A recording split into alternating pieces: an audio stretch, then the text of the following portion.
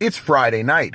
Some people may be out partying by now, enjoying the fruits of their labor. I'm still here with you, reporting on the news because we're trying to make money, and the money doesn't sleep.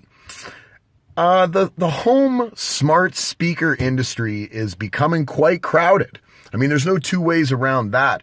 Google's Home is already out there and it leads in revenue, while Amazon's Alexa leads in units actually shipped. Now, Apple with their Home Pod is just about to get into this exact same market space in December. So we're going to see three of the biggest players in all of the world, in any industry you want to talk about, all involved in this smart speaker. So what we got today was that Google actually added to their home device, the smart speaker Home made by Google, the ability for you to use not just the premium service Spotify, which they already had, but free service Spotify as well. So not only are you able to get a Spotify account now and not actually have to pay for it, you can also get a Spotify account, which has, like we've covered actually recently that Spotify has added a couple different music services or a couple different labels, some of the bigger labels.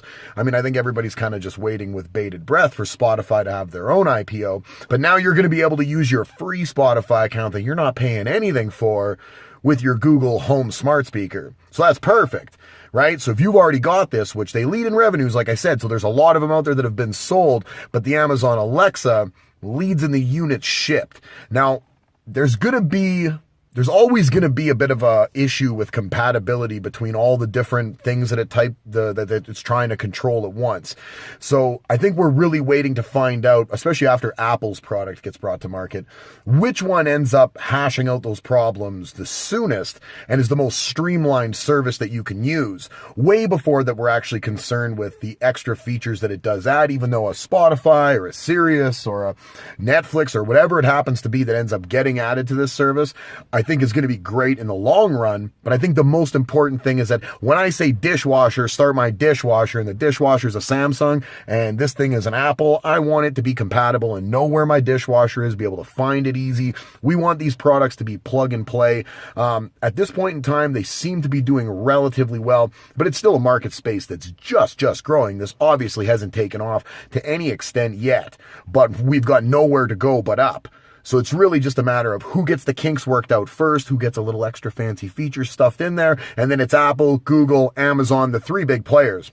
They're out there, they're ready to go. I mean, we're really just missing Microsoft in this as far as all the real big boys go. If somebody is going to end up winning this home speaker battle and really take some serious market share from a market that doesn't actually exist yet. So we're going to see definite potential growth in revenue. And that's what we're looking for out of a company.